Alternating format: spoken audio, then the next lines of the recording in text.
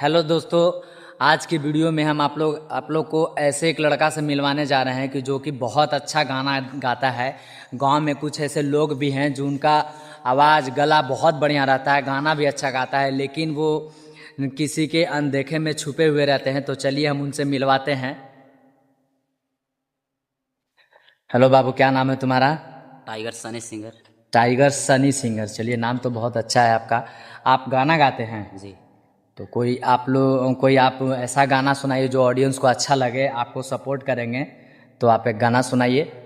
हरे लागो है कि दे ये दियई अपन परानावा जाने के चुनरिया के बनई कफनावा।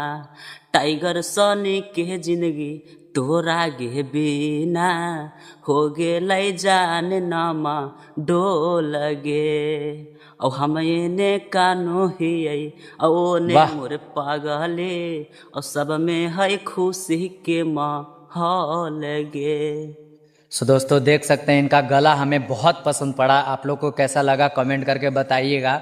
इनको सपोर्ट कीजिए क्योंकि गला इनका बहुत अच्छा है, गाना भी अच्छा गा रहे हैं। तो इनको सपोर्ट कीजिए, ताकि दोस्तों कहा गया है कि ज़िंदगी में अगर आगे बढ़ना है तो किसी न किसी का सपोर्ट का बहुत ज़रूरी है।